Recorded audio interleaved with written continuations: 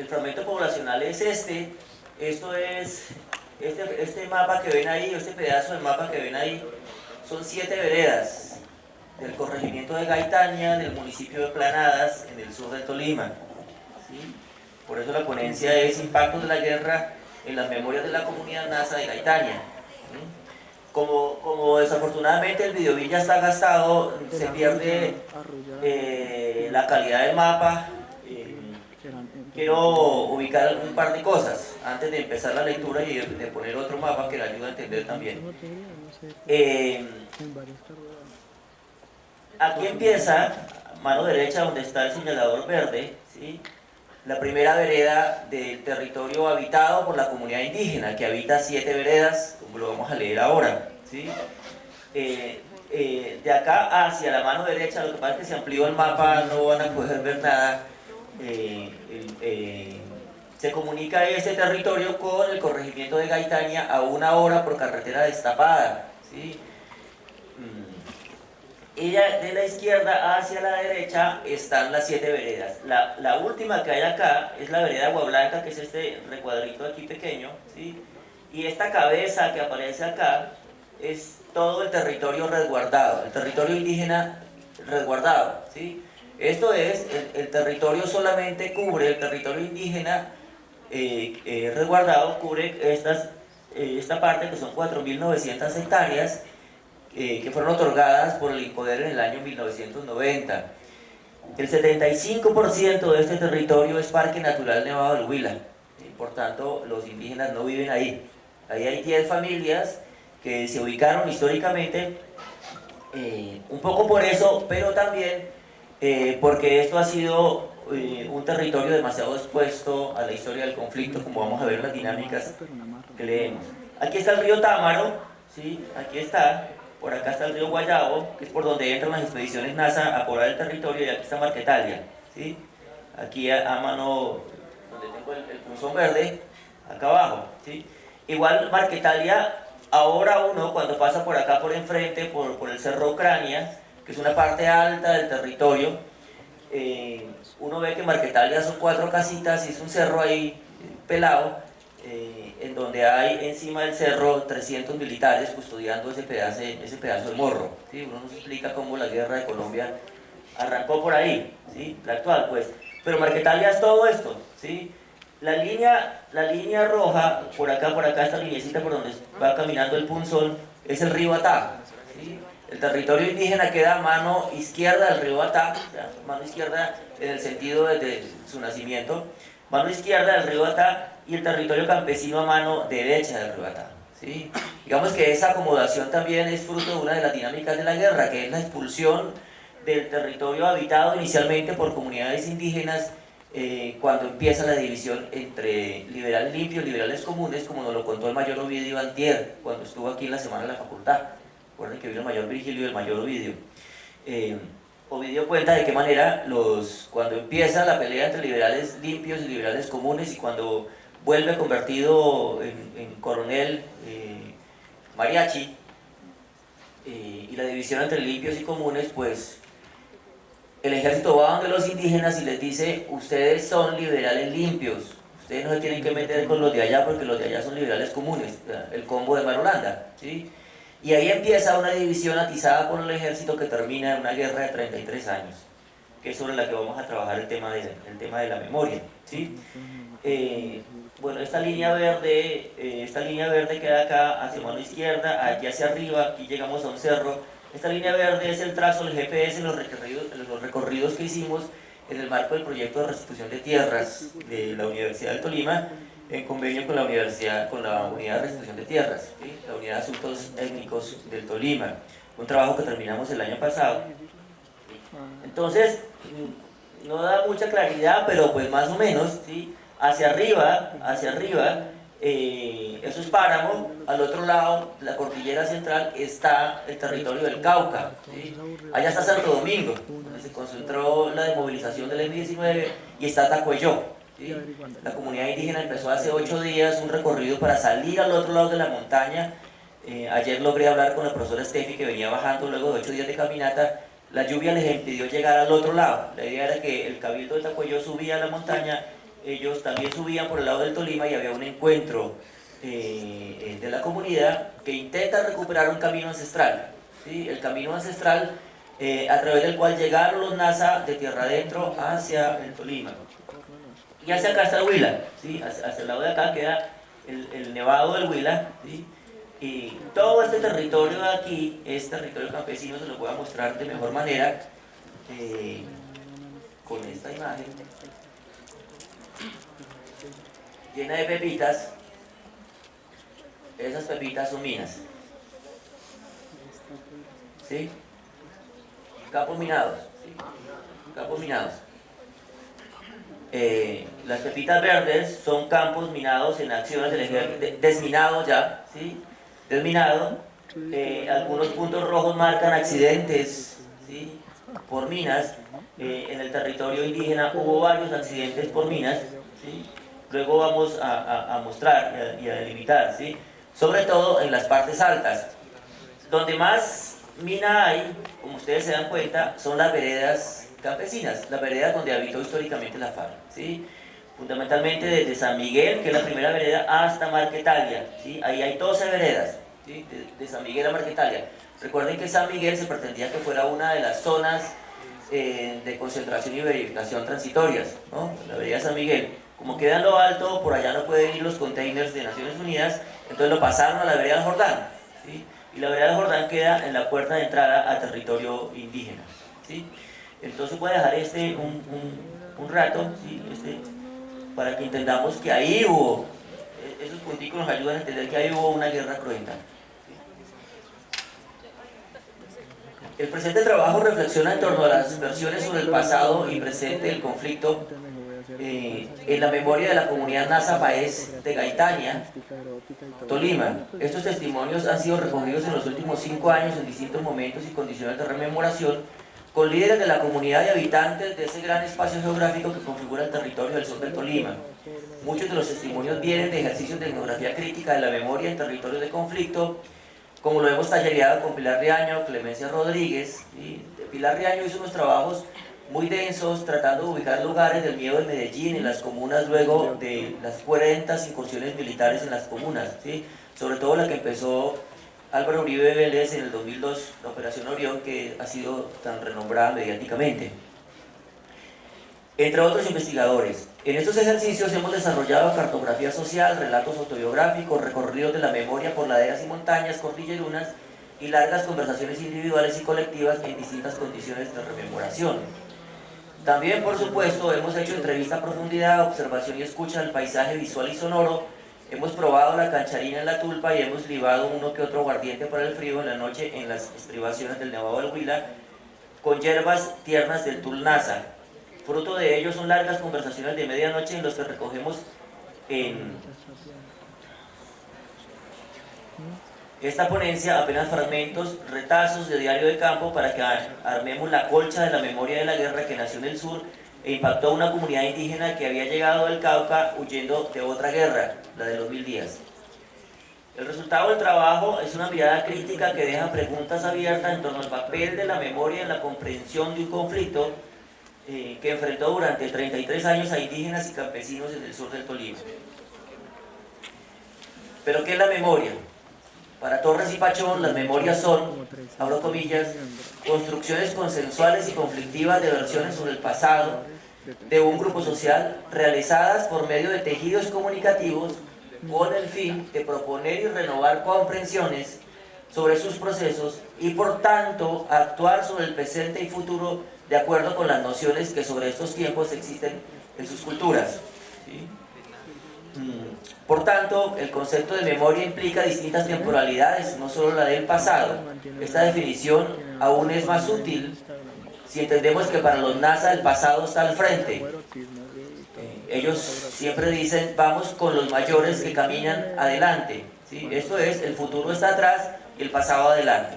Digamos, partamos de ahí, que reconocer que la memoria Nasa y la cultura Nasa hay una noción de temporalidad y de territorio distinta a nuestra, ¿sí? Ellos son Nasaquiwe, ellos son seres integrados al territorio, su cuerpo es parte del cuerpo territorial, ¿sí?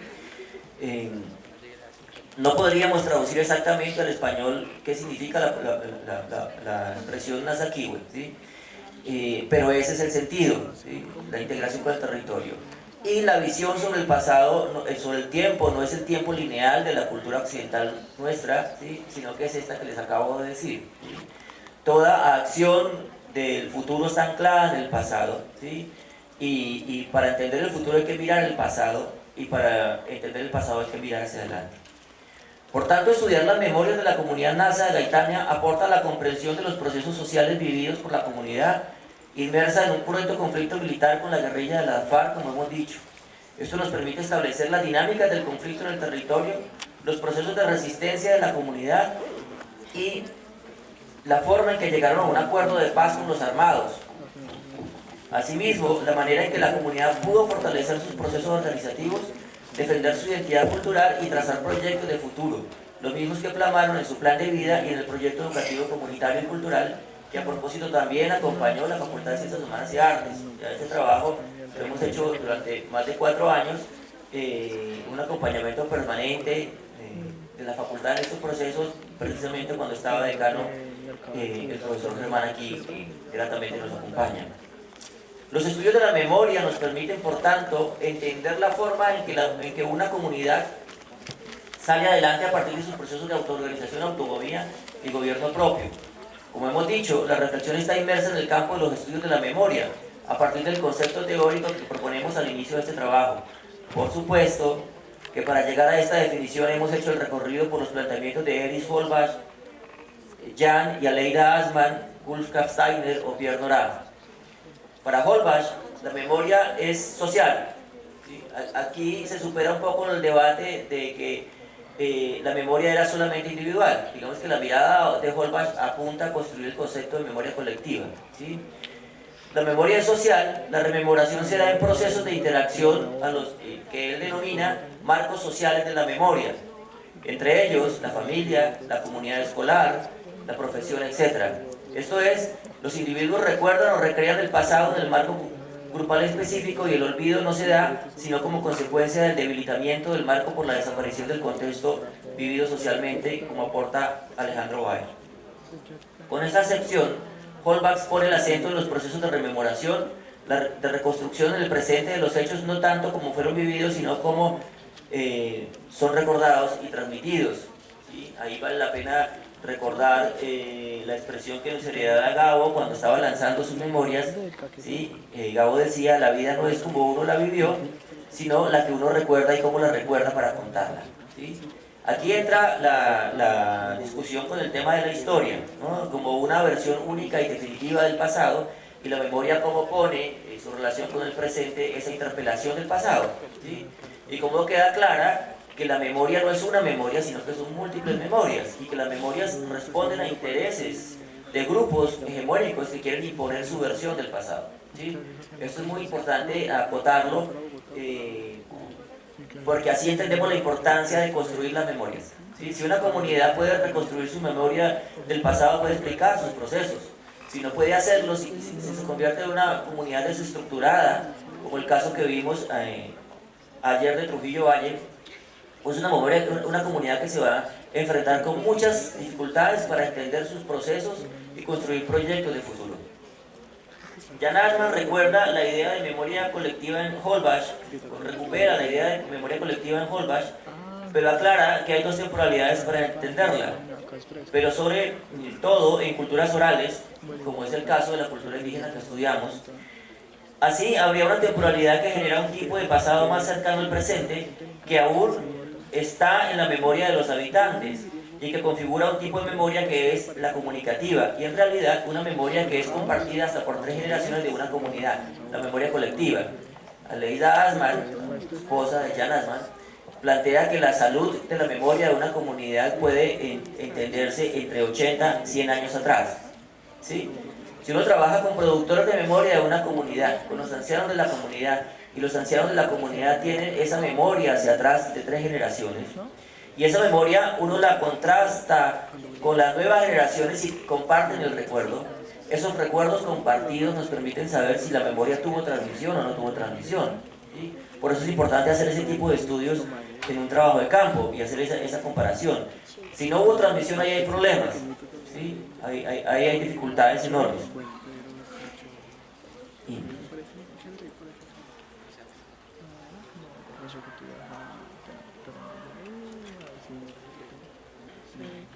Compartida hasta por 3 generaciones de una comunidad, decíamos, la memoria colectiva. Y otro tipo de pasado que es el mítico o el totémico, reconocido por Jan Assmann como una memoria cultural. La memoria cultural, por otro lado, cito, sería la comunicación organizada y ceremonializada sobre el pasado, la fijación duradera de los contenidos a través de la forja cultural. Esta memoria supone un conocimiento compartido del pasado sobre el cual un grupo se crea una imagen de sí mismo y toma conciencia de su unidad o su especificidad, dice Holbach. Aleida Assmann desarrolla estos 3 conceptos que confluyen para entender la memoria colectiva y, aunque plantea que es difícil la delimitación, ubica la memoria cultural más en largo plazo y la comunicativa en la interacción más intergeneracional y cotidiana. En efecto, ella dice que la memoria comunicativa y cultural están a medio camino para entender la memoria colectiva, o que la memoria colectiva es más bien esa mitad entre memoria cultural y comunicativa. El francés Pierre Nora adelanta su trabajo sobre la espacialización y la fijación de la emergencia del recuerdo, ¿sí? Ayer también nos hablaban, pero a partir de Paul Ricoeur, una compañera, sobre el tema de los lugares de la memoria. ¿Sí? La fijación del recuerdo en lugares de la memoria, que es todo el trabajo teórico de Pierre Nora, el francés, donde se cristaliza el proceso simbolizador que permite la emergencia de la memoria. Los lugares pueden ser tanto físicos como procesos simbólicos, la monumentalidad, la conmemoración, la ritualidad, etc., la performatividad de la memoria. Gustav Steiner, por su parte, insiste en la importancia de establecer quiénes son los productores de la memoria de una comunidad, esto es, quienes seleccionan el pasado de acuerdo a los intereses del grupo social que representa y transmite esa selección a su comunidad. ¿Sí? ¿Quién hace los textos de historia, por ejemplo? O las cartillas para enseñar historia en la secundaria.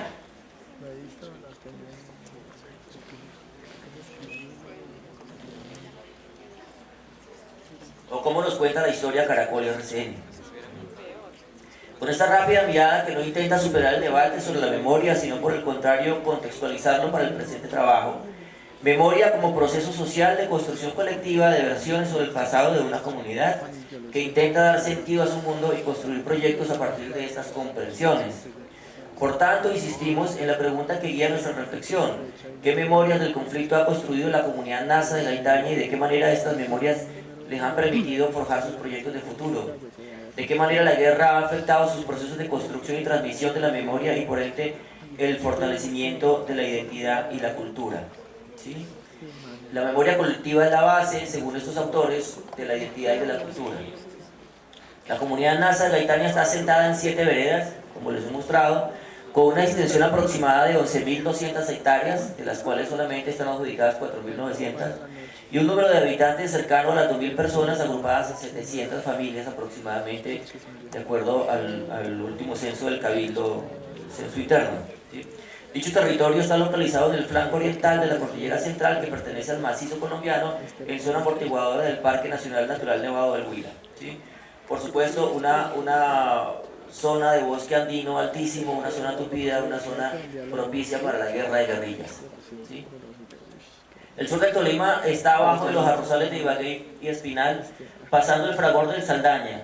La salida de la carretera nacional panamericana lo marcan las almojábanas de Castilla, desde donde se abre el primer camino polvoriento que nos lleva por una carretera secundaria a los cafetales de Planadas, no sin antes pasar por la dulce Collaima Indiana, territorio Pijao, el ataco del Saldaña esquilmado por la minería en el río, la histórica Santiago Pérez, donde terminó sus días en 1977 Jesús María Oviedo alias Mariachi. En el pueblo hay una placa que conmemora su asesinato. Y el caserío de las señoritas antes de Planadas.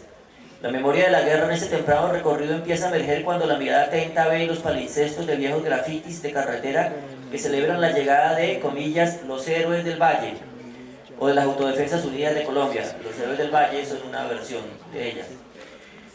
Las mismas que desocupaban de viajeros los mixtos que se adentraban o salían de Planadas en un macabro ejercicio del azar que se combinaba con homicidios a orilla de carretera para enviar un mensaje de terror y grito de guerra a las guerrillas históricamente asentadas en la zona. Vinimos para quedarnos. ¿Cuántos se quedaron? ¿Qué memoria hay de esas incursiones y las más antiguas, aquellas que se remontan a las épocas en que en Planada se instala un penal y crece la población de colonos que vienen del primero a recolectar café, a tumbar montaña, a hacerse un pedazo de chagra?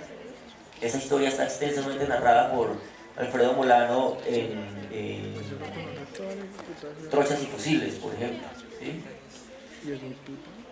El sociólogo Alfredo Molano ha hecho la memoria de estos años siguiendo el corte, también otro texto, a la travesía campesina que primero fue rebeldía originaria en los años 30, cuando retumbaron en el sur los ecos de las luchas de Quintín Lame, quien a la postre aguantó más de 100 encierros en cárceles y cuarteles en su pelea por la tierra para el indígena y la recuperación del gran resguardo de Ortega y Chaparral.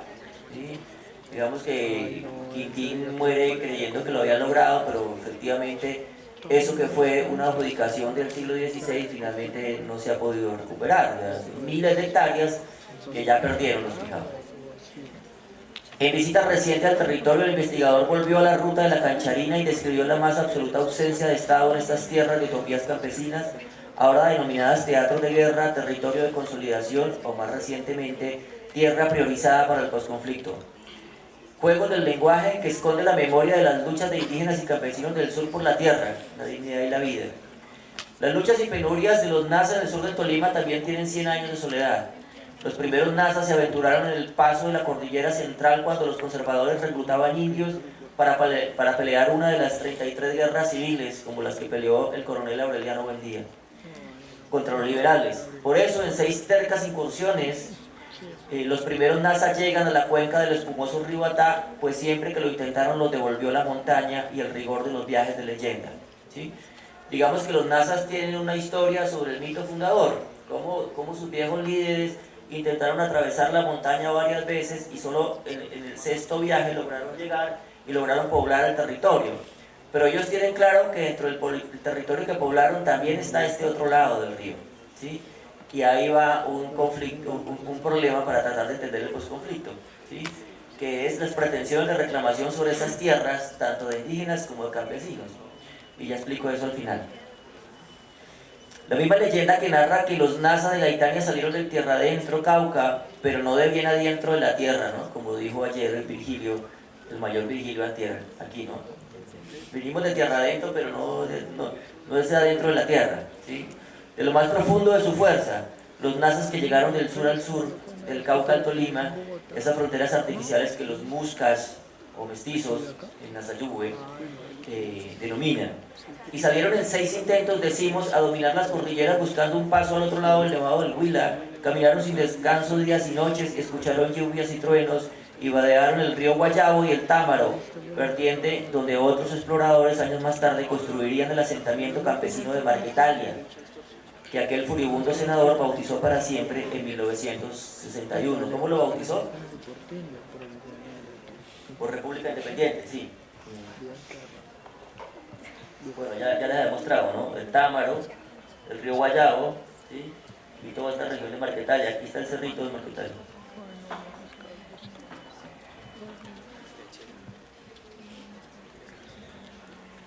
Y también sortearon el río Atá y se asentaron en las laderas frías y empinadas en las faldas de estas tierras, hijas del páramo y la lluvia, la nube, el trueno, al que tanto temen los ancestros nasa, ¿sí?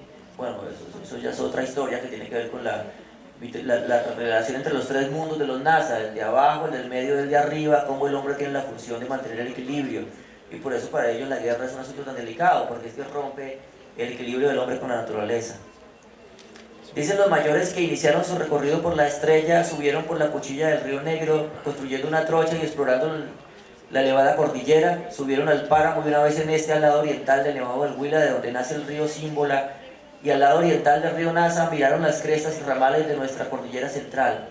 Al primer sitio al que llegaron le llamaron Páramo Corto por su corta extensión. El segundo sitio lo llamaron Sin Candela porque quisieron prender fuego y a causa de los fuertes vientos no pudieron obtenerlo. El tercer lugar lo llamaron Quemadas por tener una fogata cerca de las cobijas y se quemaron las puntas. Luego bajaron por la quebrada Pepitas, luego llegando a la quebrada Guayabos a un sitio que llamaron Mosco por haber muchas moscas. De allí bajaron hasta donde termina la quebrada Guayabos y llegaron al río Atá. Allí divisaron algunos sitios que los nombraron Palomas por las Torcasas, La Bella, entre otros. Este es un relato que recoge la Gobernación de Tolima. Palomas y La Bella hoy son veredas, ¿sí? La primera es La Bella, que está aquí abajo, todo esto es la vereda La Bella, una extensión grande de territorio. La vereda Palomas, acá abajo donde hay más punticos, es la vereda La Palmera, que es el centro de la vida comunitaria, política y cultural. Ahí está la sede del Cabildo, ahí hay ahora un parque polideportivo y ahí se reúne la comunidad para todas sus conmemoraciones. Para acá San Pedro, la Floresta parte alta y parte baja. 90 años después, casi un siglo, que 20 años no es nada, que febril la mirada, como dice el tango, el INCORA le otorgó a los NASA un pedacito de tierra de ladera del amplio territorio que llevaban todos estos años habitando. En 1990 un funcionario del INCORA decidió que el territorio compuesto por la vereda Agua Blanca y los cerros que rodean la Marquetalia de cuentos y epopeyas sería la tierra del NASA. O sea, esto es, el hombre dijo, desde la quebrada Agua Blanca para arriba de ustedes, ¿sí? Desde aquí. Pero es que llegar allá es muy difícil, ¿sí? Es muy complicado, entonces el hombre por allá no fue. 4.900 hectáreas de ladera y bosques vírgenes, tierra de dantas y venados y de osos andinos y pumas y de guatines, ardillas, comadrejas, zarigüeyas, borugas, ñeques, osos hormigueros, cuzungos, zorrillos, tigrillos, erizos, lagartijas. Tierra que en un 76% constituye la reserva ambiental del Parque Natural Nevado del Huila. Pues si el mestizo hubiera hecho el viaje, se habría dado cuenta que allí no cabía más de 10 familias, a no ser que el indígena se dedicara a socavar el monte y sobrepolar la vereda. Pero el funcionario nunca viajó hasta Agua Blanca. Para llegar a Agua Blanca hay que pasar frente a Marquetalia. En primer lugar, el recorrido se hace en Willis, por territorio campesino. Se parte de la isla, cruce de caminos a orillas del río Atá y enfrente de la vereda La Palmera, sede actual del Cabildo, lugar de la vida política de la comunidad. Uno de esos caminos lleva a San Miguel, tierra de asentamiento histórico campesino en tiempos de Manuel Marulanda. El otro camino lleva a Marquetalia. Voy a cambiar de mapa para mostrar este. Este es uno de los mapas de que explica las dinámicas de la guerra, que tienen que ver con el control territorial, la entrada y salida del territorio, ¿sí? Digamos que la ambición en las geografías del terror es, por supuesto, la dominación del territorio. Aquí era la antigua entrada y salida del territorio indígena, porque esta carretera que va por acá por dentro de las veredas no existía, ¿sí? Aquí la FARC tenía un retén, ¿sí? Aquí la FARC tenía un retén, por esta carretera se va a Marquetalia, ellos controlaban eso. Aquí de frente se entra a la vereda San Miguel, ¿sí? Y de hacia atrás se va hacia Gaitania. Entonces los indígenas durante muchos años tuvieron que vivir con este retén en este punto que se llama la isla, ¿sí? Este punto se llama la isla. Después del año 2004, cuando el ejército retoma Marquetalia, por supuesto se toman este punto, ¿sí? Y este punto se vuelve lugar esporádico de combates y hostigamientos. Aquí abajo queda el río Atá y enfrente, a menos de 1 kilómetro, está la sede del Cabildo. Por tanto aquí fue muy problemático, ¿sí? El centro de la comunidad se vio todo el tiempo en medio del conflicto por ese pedazo de tierra que era salida del territorio, control territorial. Acá, donde queda la carretera, el camino ancestral hacia el Cauca, acampó el ejército y se tomó ese territorio y los indígenas no pudieron subir hacia el páramo. Y acá al otro lado es donde aparece después un puente sobre el río Atá, un puente vehicular, y también se vuelve un lugar de control territorial, primero de la FARC y después del ejército, que les impide a los indígenas entrar mercado, entrar la urea, ¿sí? Se hacen inventarios durante varios años de cuánta mercancía lleva un indígena a territorio, etcétera, etcétera. Durante muchos años la isla fue la única entrada al territorio indígena y lugar de control del territorio por parte de los actores armados. Comillas, aquí en la isla, ahí tenían como un retén, tenían un puesto ahí. Uno salía ahí y sabía que uno iba de acá. Ellos no le decían a uno absolutamente nada, las FARC. pero se vino a complicar cuando entró el ejército a Gaitania. Ya ahí ya fue. Y pues que sí, que nosotros éramos auxiliadores, de que a retener, por ejemplo, la urea, el abono, no lo podía uno traer así separado, sino que tenía uno que revolverlo. La remesa también era restringida. Tenía uno que decir cuántos eran en la casa, que la remesa que llevaba para cuántos días era, que si había trabajadores, qué trabajadores tenía. Entonces, todo esto a uno le molestaba. Le molestaba mucho porque en vez de mejorar, se empeoró. Y de ahí en adelante, cuenta el mayor Ovidio Paya, que algunos de ustedes escucharon antes. Esto es, se va un ejército pero llega otro, ¿sí? Y no se sabe cuál de los dos es peor.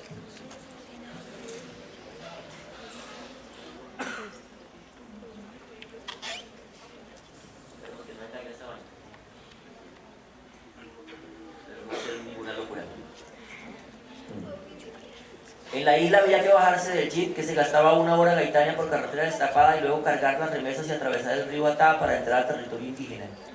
Ese ejercicio implicaba un enorme esfuerzo para sacar las cosechas y entrar productos, pues el río está encañonado y se debe bajar y trepar una pendiente empinada. Bueno, una carga de 5 arrobas bajando por esas montañas y subiendo, entenderán la importancia de abrir caminos al territorio, ¿sí? Y las dificultades para sacar esas 5 arrobas de frijol al hombro, ¿sí? Pues era más fácil y más chévere sacar una libra de mancha que valía más que una arroba de frijol, que una carga de frijol. De la isla Villanueva el recorrido es de 1 hora por carretera destapada, que de acuerdo a los panfletos que ha hecho circular la guerrilla, ha sido una carretera fruto del trabajo comunal. La guerrilla insta a los campesinos a limpiar las cunetas y hacer todo tipo de trabajo comunitario, so pena de una multa en dinero en efectivo, y después del incumplimiento de la multa, de expulsión del territorio. La comunidad indígena no transitaba por aquí desde el año 1996. Esto de los indígenas no podían pasar. Después de que Marulanda los expulsa de San Miguel, y del otro lado de la montaña, ellos no pueden volver a recorrer hacia este otro lado fácilmente. Antes de ese año el tránsito lo restringía la FARC a la comunidad campesina, pues el indígena era el enemigo, blanco fácil si llegaba a circular por estos lados del río. Luego del año 96, los comandantes guerrilleros organizaron torneos de fútbol entre guerrillas e indígenas y entre campesinos e indígenas, o de todo un poco. Partidos de fútbol, encuentros, bazares, intercambios. Entonces los indígenas pudieron, con mucho recelo, volver a pasar el río Atá después de 33 años de guerra contra el campesino estado en armas, convertido por hechos que son historia en guerrillero comunista. Y no es que los recelos se hayan acabado, lo que pasa es que no había aún una carretera que conectara las principales veredas del territorio, ¿sí? Y eso sigue siendo una necesidad urgente para conectar el resto del territorio, y les ha ocasionado problemas políticos. Están haciendo un nuevo cabildo en La Bella, un lugar que ha sido desatendido, y por tanto la comunidad ya se está dividiendo. Quedaron aisladas las otras veredas del territorio indígena: Palomas, La Bella y Agua Blanca. Agua Blanca está a 5 horas a caballo. Luego de bajarse del jeep, en el que se hace 1 hora de recorrido que conduce por pendientes pronunciadas, abismos y un puente de madera frágil como el junco para el peso del pájaro, se mueve, se retuerce y se estira, pero no se cae. Pues hasta ahora no se ha caído. Ese es el puente que yo les mencionaba alguna vez, que es el puente que reclama Manuel Marulanda de una carta al presidente Valencia en el año 64. ¿Sí? 2 meses después el presidente Valencia bombardea Marquetalia. ¿Sí? La carta nunca la leyó, y el espectador publicó el año pasado, la pueden encontrar con Google, la carta que nunca llegó a leer Valencia, una cosa así. ¿Sí? El año pasado fueron los periodistas invitados por el Alto Comisionado para la Paz a Marquetalia. Llenaron, abarrotaron los hoteles de la región, no había donde hospedarse en Planadas ni en Gaitania, una caravana como de 30 Toyotas blancas. Y fueron hasta Marquetalia, efectivamente se dieron cuenta del puentecito que hay, ¿sí?, para sacar las cargas del café de allá, y prometieron construirlo urgentemente en el plano de la reconciliación y la paz, y todavía no lo han construido. Año y medio después. Pero no es el único puente de madera en el camino. De Villanueva, punto final de la carretera hacia La Bella, hay que entrar de nuevo a territorio indígena, pasando, como no, un frágil puente de madera sobre el ámbar del río. El paso esta vez es a caballo. Justiniano invita a que pasemos a pie prudente, intuyendo nuestra escasa destreza en puentes colgantes sobre ríos torrentosos con color y espuma de champaña. Los habitantes de La Bella querían un puente vehicular para sacar el frijol sin tanto esfuerzo, pero la gestión solo dio para 2 pilones de concreto, de donde pende el actual puente, o sea, no alcanzó la plata. La entrada de vehículos es un anhelo que tiene distanciados a los líderes de esta comunidad con los del Cabildo.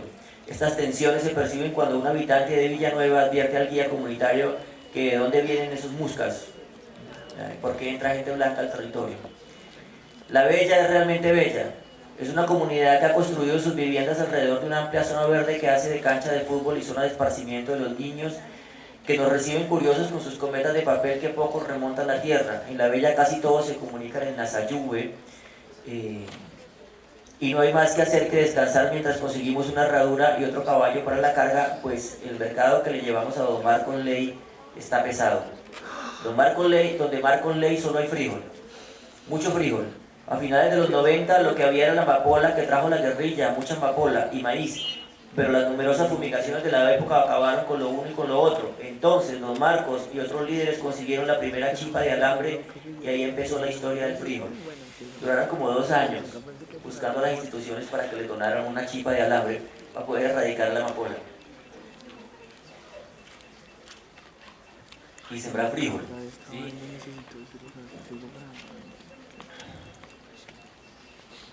Bueno, es que, como ya les dije, la amapola venía desde el Cauca por el Tacuellón, los actores armados, y la compraban a 300.000 pesos la libra, y más o menos eso valía la carga de frijol. Entonces hagan cuenta uno que siembra, ¿sí? Y la amapola sale en 3 meses, no hay que bregar mucho. Por supuesto, eso trajo problemas en la comunidad, como que los muchachos se llenaron de plata y la plata la gastaban en comprar fierros, ¿no? Santa María Huila era un pueblo que nadie controlaba, eso era el lejano oeste, Santa María Huila hacia Palermo, ¿no? Por el Calderón. Eso allá se negociaba, todo el mundo tenía pesas a la puerta de su casa porque había que hacer el gramaje, ¿no? Ahí empezó la historia del frijol. Para dirigirnos a Agua Blanca debemos remontar un ascenso vertiginoso que hace que la vereda parezca un pesebre desde arriba. Y el río ata abajo en el cañón una quebrada sin espuma y sin cara de champaña. En la subida hay frijol y aparecen las palmas de cera, el cedro, el pino romerón, el pino ayuelo, pino ciprés, candelabro, higuito, cedrillo, amarillo, sauce, nacedero, platanillo, bore, chachafruto, sidra, líquenes, musgos, orquídeas, helechos, palmicha. Un paisaje de ensueño, de vertientes de agua de color verde y olor a páramo y flores silvestres. El descanso obligado para la caravana es el Cerro de Ucrania. Las memorias que se evocan en el descanso del filo Ucrania es la del hacinamiento a que fue sometida la comunidad en la Operación Marquetalia del año 64. Pero también los hechos ocurridos en la parte alta del río. En noviembre del 2011, cuando minas antipersona de la FARC ocasionaron la muerte de Aurelio Socorreño, un abuelo de 79 años, y su nieto Julio Socorreño. Cuando el viejo pisa la mina en su recorrido por las tierras altas del páramo en busca de plantas medicinales, su nieto es testigo de la tragedia. El cuerpo del abuelo queda esparcido y su nieto corre por varias horas a la vereda a pedir auxilio. Cuando suben de nuevo al territorio con los líderes del cabildo a rescatar el cuerpo, cae de forma trágica el menor de edad en las minas aledañas y quedan heridos varios indígenas. Comillas, a lo último nos tocó arriesgar y bajar por todo ese cerro hacia abajo. Nos tocó cargar los 2 finados ese día y tirar por todo ese camino donde subimos y a la voluntad de Dios bajamos. Demoramos como casi 4 horas bajando por ese filo. Al finado Aurelio Socorreño lo trasladamos a La Palmera y el finado Julio Socorreño lo trajeron a La Bella porque era el muchacho de La Bella, cuenta Justiniano Paya, uno de los líderes de la comunidad. Frente al Cerro Ucrania, 4 casas dispersas, vestigios de la República Independiente de Marquetalia, como llamó un senador de la República en el año 62, a un naciente caserío fundado por las guerrillas de Pedro Antonio Marín. Quedamos los muscas perplejos ante el descubrimiento, ese pequeño montículo de tierra que sobresale de un prolífico bosque en medio de la nada. Estuvo en el 2006 el ministro Santos izando la bandera tricolor en un acto simbólico de retoma del territorio por parte del Estado. ¿Adivinen qué dijo? Vinimos para quedarnos. Dijo aquella vez el hoy presidente de la República, la misma frase que ya les había contado. Y se quedó el Estado con 300 soldados en un batallón de alta montaña que patrulla y socava el territorio, entre comillas, consolidado. Pero miró el tiempo porque después me regaña aquí el profesor. Ya falta un poquito. No vamos a alcanzar el otro.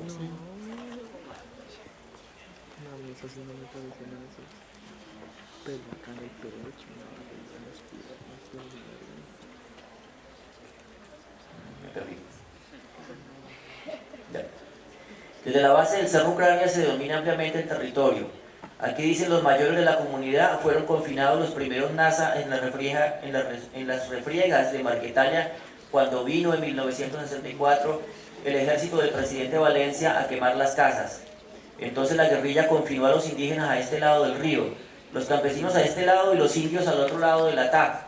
Dicen que dijo Marín, ahora hecho Marulanda, poco antes de que se popularizara el quirofijo más mediático y fácil de citar en los discursos sobre el enemigo comunista. A los indios de Marulanda también los sacaron de San Miguel y fueron confinados en las 7 veredas que ya les he contado. Abandonamos la visión triste de un Marquetalia de cuentos, de imaginería mediática, de discurso de guerra y nos adentramos en unos barrizales y atolladeros que nos expulsan de las enjalmas. Llegar a Agua Blanca implica un esfuerzo enorme por la dificultad de los caminos, las pendientes y los abismos por los que transitan estos caballos dedicados al funambulismo de circo. Y eso que estamos en pleno verano. No ha habido lluvias en varias semanas, pero los caminos son unos barriales. La humedad del alto bosque hace su paciente trabajo de fábrica de quebradas, ríos y otras fuentes de agua. Agua Blanca. Son unas 10 precarias casas dispersas enclavadas en la montaña. Queda por detrás del Cerro Marquetalia, que termina en un valle que bebe de las aguas del Atá, que hace del lindero del resguardo indígena entre el río y el páramo. Estos parajes son como los del utópico Edén y contienen todas las tierras prometidas, si algo así existe. Los bosques son tupidos, el río torrentoso, las quebradas blancas y las faldas cordillerunas hacia el río son potreros apacibles para impávidas vacas, televidentes devotas del paisaje, terreno para ejercer el descanso idílico y la contemplación bucólica en desuso en tiempos de reventa de minutos. Para contemplar el paisaje no hay tiempo en la comunidad. Hay que hacer memoria y recorrer. Aquí los guerrilleros detuvieron por una noche a 2 miembros de la comunidad.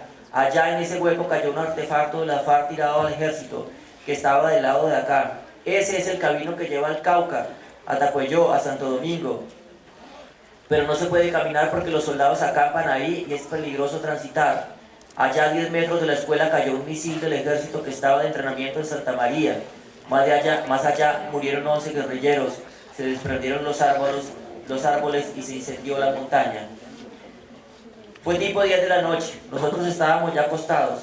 Cuando empezaron a sonar los pájaros, pasaron los aviones sonando, cuando al momento sonó una bomba por allá. Cuando a los 20 minutos llegaron los helicópteros también. Más que todo por el río arriba que andaban queriendo aterrizar para aquí abajito. Subieron por allá en la escuela, tampoco pudieron, allá hay unas palmas y no pudieron bajar allá. Estuvieron disparando por todos estos cerros que hay por aquí, y avión encima, dele y dele. Entraron de improviso bombardeando y murieron como 11 guerrilleros ahí. Allá era Jerónimo, y lo cogieron de sorpresa y no lo pudieron pescar allá en el momentico, cuenta el médico tehuala Marcos Ley. Antes de que se incendiaran estas montañas, don Marcos Ley, nuestro anfitrión, el dueño del frijol enorme que nos circunda, el presidente de la Junta Veredal, nos hace reír con su carcajada natural. El presidente de la Junta Veredal, don Marcos es médico tradicional, pero ha perdido la fuerza. Los enemigos lo tienen trabajado y no tiene ya casi poder espiritual. Aún lleva a los enfermos a los bosques y quebradas y al Atá a hacerles tratamiento, pero ya no hay hierbas del páramo y el problema de la gente es espiritual.